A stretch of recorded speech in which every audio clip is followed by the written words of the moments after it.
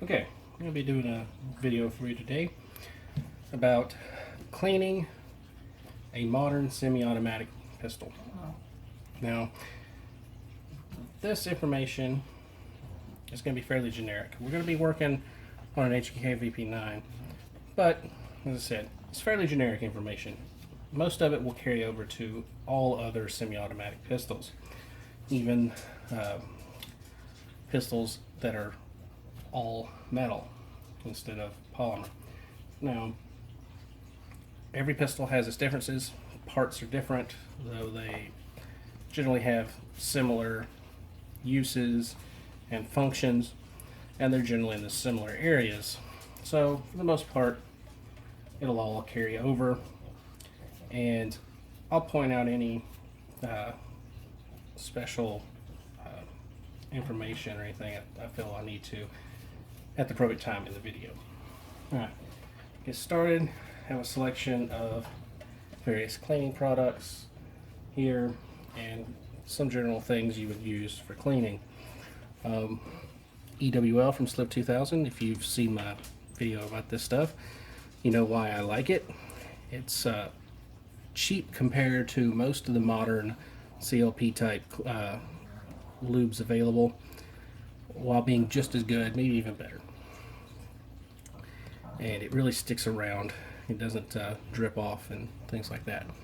EWL is the most expensive version of the Slip 2K line. It's about twice as expensive as the standard gun lube. Standard gun lube will work perfectly fine for most everybody's uses, but the way I tend to clean and do things, I like to use EWL on my ARs because I don't clean every range trip, and I want the lubrication to be around and to not drip off in between trips to the range. So it's used for lubrication only. Gun lube cleans a little bit better for is one of the big reasons, besides price. I like Lubriplate, their SFL grease. The zero viscosity means it's a thinner grease. I think it's probably the absolute best grease you could probably use on a firearm. It's cheap because it's an industrial product. It's not designed for firearm use, but it works great on firearms because firearms are just mechanical devices. This stuff is food safe, so that's one reason I really like it. It's not a harsh chemical, and it's not going to be toxic to anything. Bore cleaner. This is ammonia free because ammonia is bad for some metals and finishes. I do not use bore cleaner very often. Only after maybe a year or so after I've been using a firearm very heavily will I break this out. Even some of the top shooters in the country have stopped doing copper cleaning of their bores unless they notice a degradation accuracy that affects their ability to compete. So they don't do it all the time because they actually find that it takes many rounds, 20, 50 rounds, who knows. It can vary from rifle to rifle, but it can take a lot of rounds before their peak accuracy comes back after a clean, and they find that if they do not clean the copper out every time, that they don't have that problem. As I mentioned, standard gun lube. This is what I use for general cleaning of all my firearms. I do use Lubriplate standard oil. It is also a food grade oil, and as you should know, the Slip 2000 is also non-toxic, though it's not food grade. Rated food safe. I just like to keep the harsh chemicals out as much as possible, and if the product works just as good or better than one that isn't non-toxic, all the better. And this stuff is really good oil as well. This is just a syringe of the Lubriplate grease, makes it easier to use. Now, other things you're going to need: rags. I use 3. I tend to use one that's the dirtiest rag that I use for general wipe downs and cleanings before I actually start the main cleaning process. I wipe down everything, get everything all the gunk off that I can, and then I use a cleaner rag for cleaning in the middle of cleaning, and then I use a final rag that's clean for final wipe down of the firearm. I like to use old toothbrushes, or just if you don't use the ones your dentist give you, just throw them in the drawer and use those. They work great for cleaning in small areas, hard to get to areas. This is an acid brush. You can get them just about anywhere. I use this to just spread lubrication over large areas. Usually I use this for my AR for when I'm doing like the bolt lugs and things like that, where I want to get the lubrication over a larger area.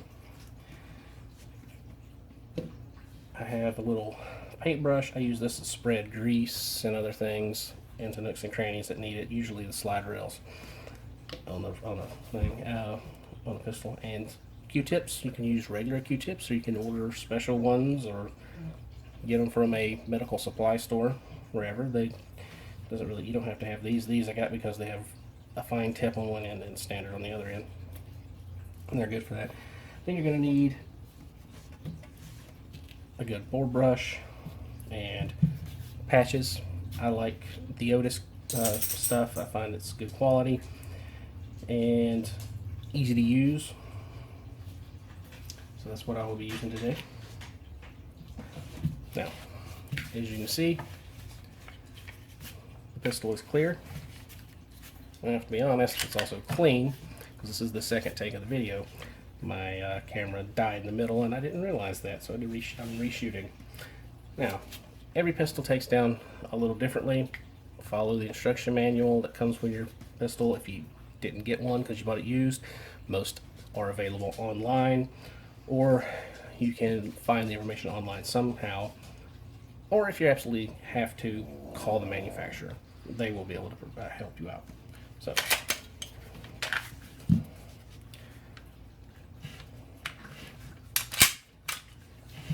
now, once you get everything separated, if I am doing a big cleaning in which I'm going to be using bore cleaner, I will go for the barrel first so the bore cleaner can have time to sit.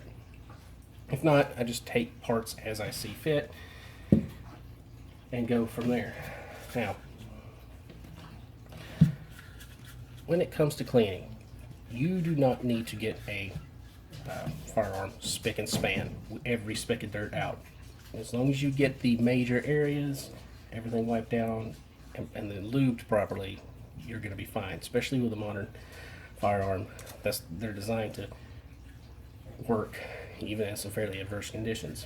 So what I do when I first get started, I wipe down everything, get all the major gunk from shooting and whatever else out. Now, wipe down slide rails, the area here, the locking block. This is where the surface the barrel cams against during the unlocking phase, and tilts the barrel down. For the mag well, I like to make sure there's no dirt in the mag well. I just push it up through and then wiggle it out. Be careful so you don't, if there's parts in there you can hang up on. So watch out for that. Know your pistol so you know where parts are and where you need to be careful. But I like to wipe out the inside to make sure there's no grime that has gotten itself in there. A quick wipe down is usually enough. You don't need to sit there and scrub. If you're having some areas that are tough to clean, I usually get my toothbrush, put a little oil or cleaner on it. If you're using a solvent cleaner like Hops number 9 or other products that are cleaners only, you will clean and then you will need to wipe down very well and then re-lube. You need to make sure you get all the cleaner off that you can. So areas that you might need to pay attention to, of course, like I said, the locking block and slide rails usually are the places that collect grime on these, and maybe trigger components. This one doesn't really need it, but that's what you can do. On slide after you disassemble the components from the slide. Areas to focus on: you can scrub off the breech face really well, and then make sure you get underneath the extractor so there's no gunk under the extractor, and then clean out your slide rails. I just usually wipe them down very well. Just get in here, wipe them out, and then try to get in here as best I can with the rag if I can. If I can't get down into the slide rails with the rag, I'll grab up a Q-tip or my brush here and then clean it out. Usually though, I can get the rag worked in there and just slide it down and get all the old lubrication and gunk out of there. Then you wipe down the breech face. If you've scrubbed, you want to make sure you wipe it down very well. The barrel bushing where the barrel fits through, I scrub that out, and where the barrel and the barrel hood rides, I wipe that out very well. Scrubbing is required. Usually you won't need to do any real hard scrubbing. If you have some really difficult places, you can even get a metal pick so you can get down into those places. Just be careful not to damage anything if you're going to be using a metal pick. Now, after everything is wiped down properly, you're going to want to clean your barrel. Generally, you don't need to do a lot of fussing over the barrel. Put the patch on the patch holder. Some people like to use Jag style. Some people use a standard patch, and they all work a little differently of how you put the patch on. The Otis feeds through and then folds back over itself. And then you start at the chamber end and you pull through a couple times to get the cleaner into the bore. And when that's done, you can use your bore brush. I tend to not use the bore brush very often. Usually just the rag, especially with the Otis kit, because it fits fairly tight, is usually enough to do general cleaning. But every now and then, a couple passes through the barrel with a brush will do you good. And if you've got a particularly dirty firearm, you can put it through more times.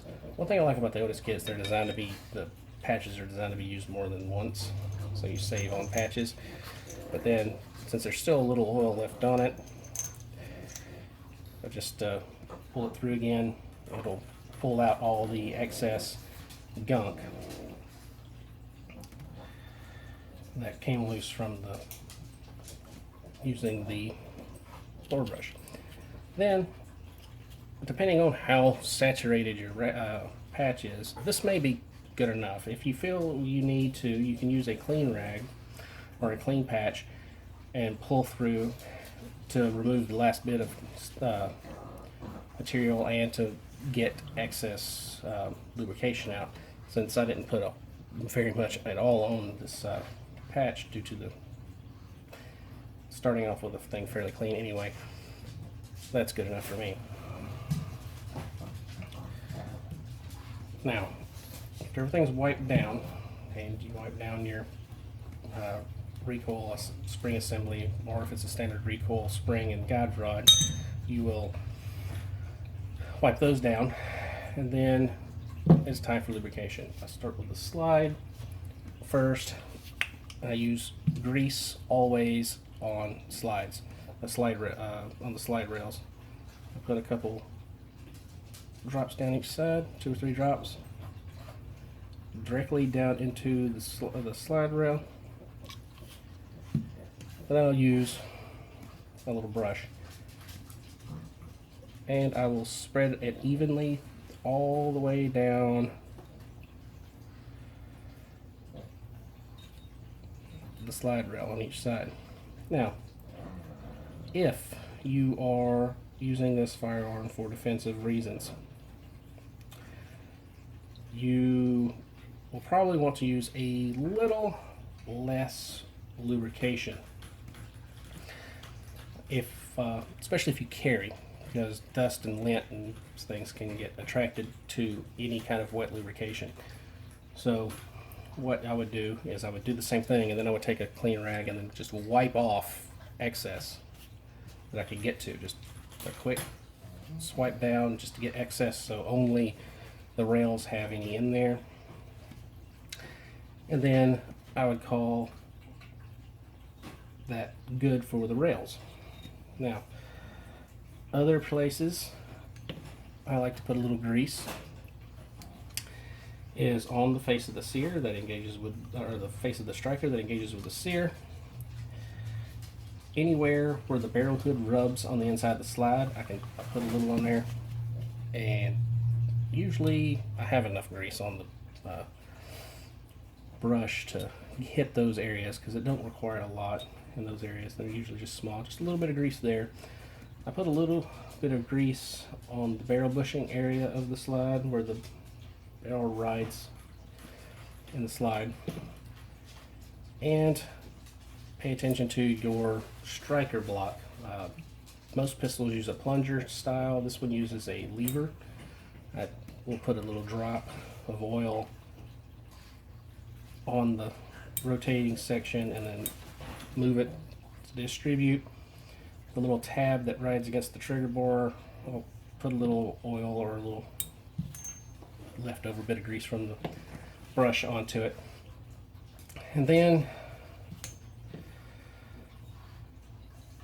I will start on the barrel. Things you need to work, don't need to worry too much about. Do not really need to put any oil onto your extractor. You will need to clean it out every now and then, but you do not need to put a bunch of oil on it. It doesn't do a lot of movement, so it doesn't need a lot of oil. And you can collect gunk in there and cause a malfunction if you try to lube that too much. Most people say do not lubricate the striker channel on a striker fired pistol. If it is a range only pistol, it really doesn't matter too much.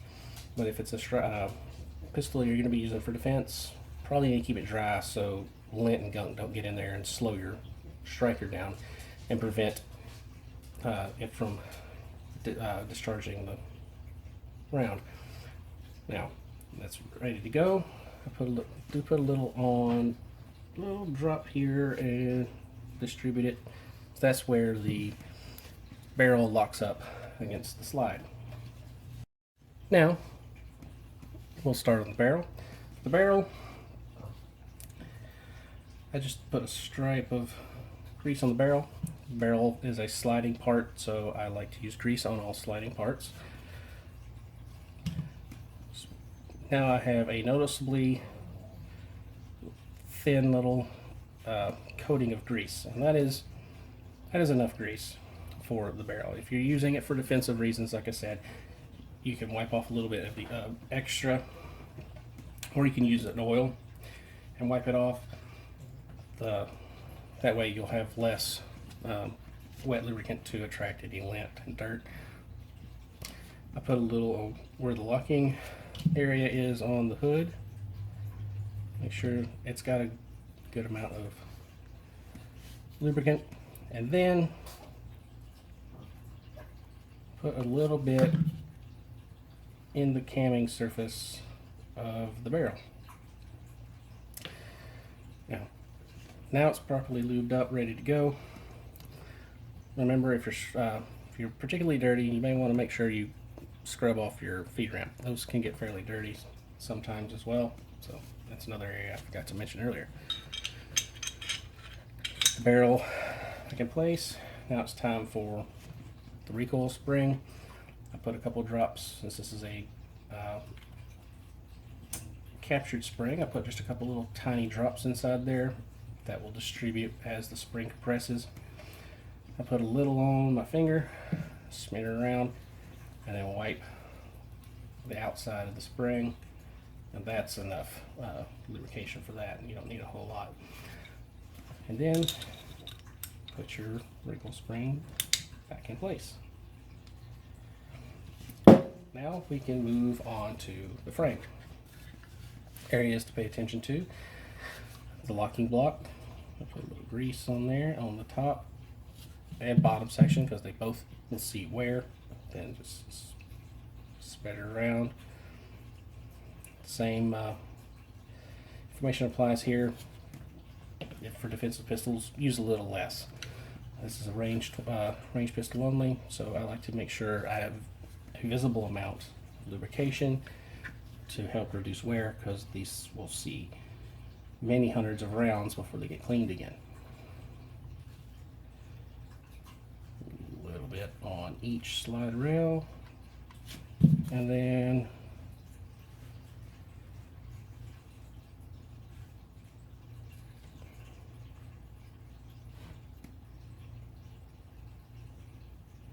spread it around. All right.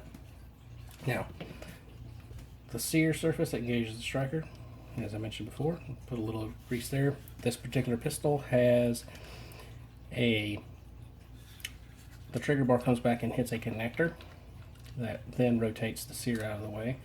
Since during the disconnect phase it does slide down against that, there is a lot of stress at that point. I put a little tiny bit of grease there.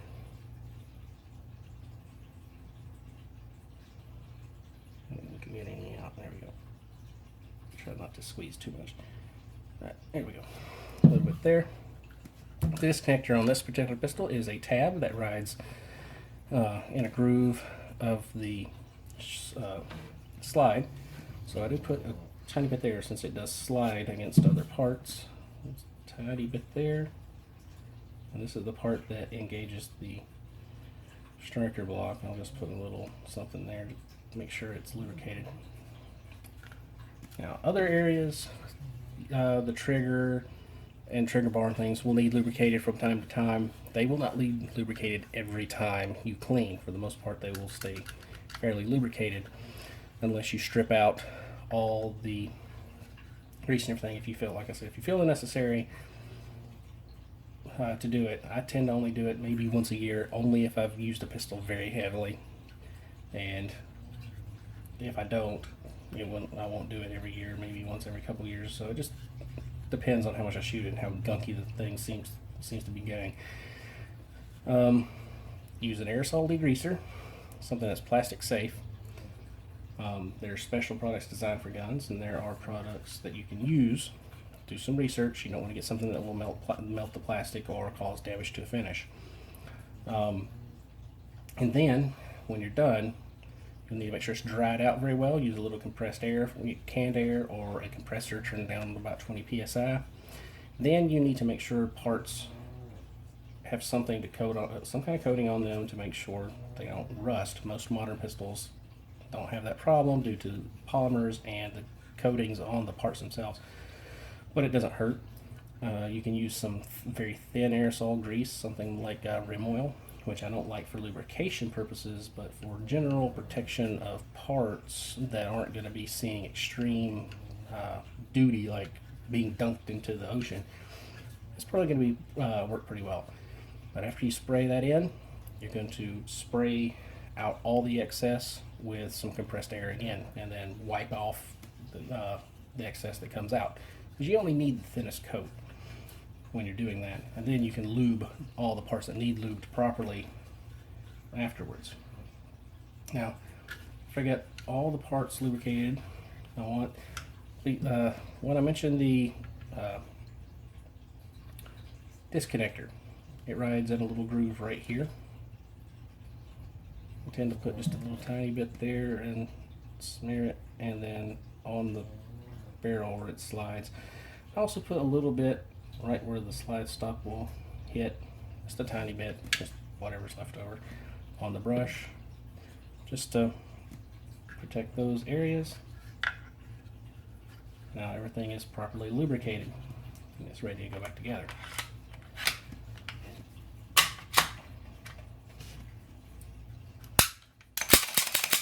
After you clean, you always make sure you do a function check.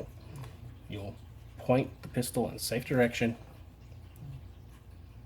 pull the trigger, hold the trigger down, rack the slide back, make sure the trigger disconnects, and then resets properly.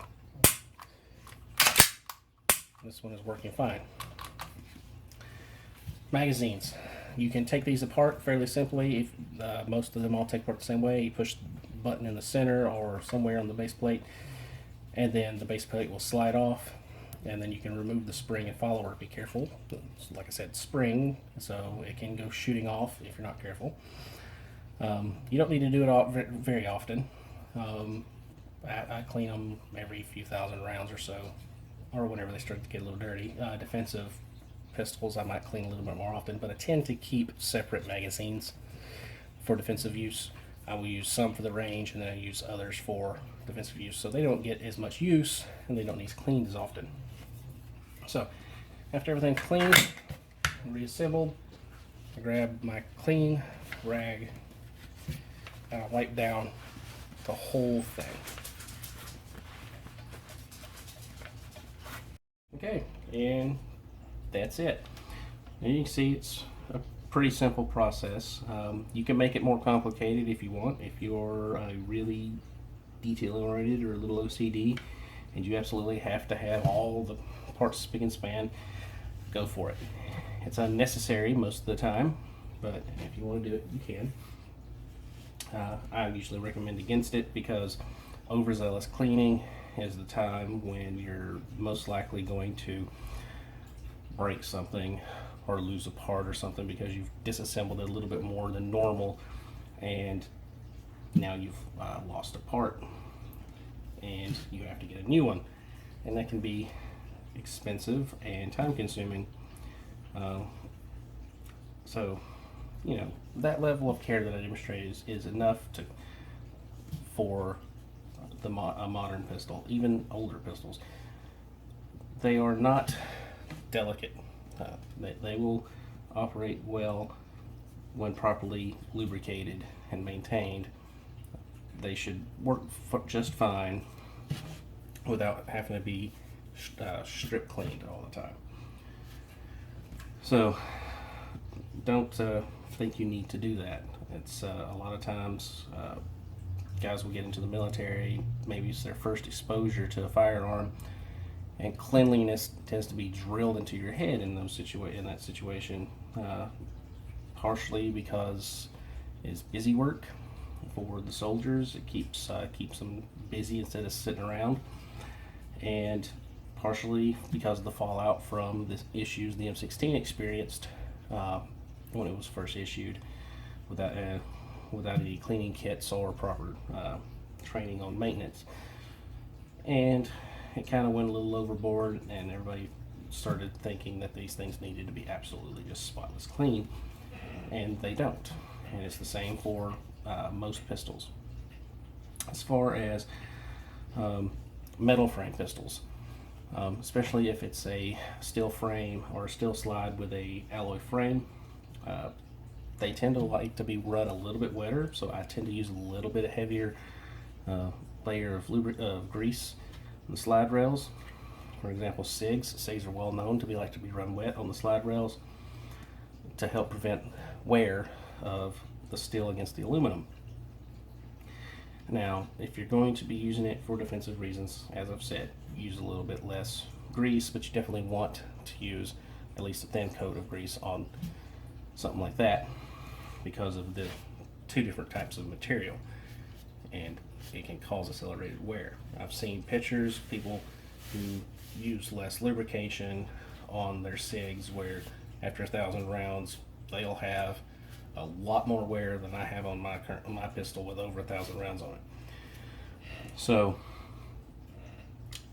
keep in mind your use scenarios and lubricate appropriately. You don't want to over lubricate because there's no need in lubricating so heavily that it slings grease and oil everywhere for the first 10 rounds or so. You just need a good thin coating that is evenly applied, so it covers all the moving surfaces.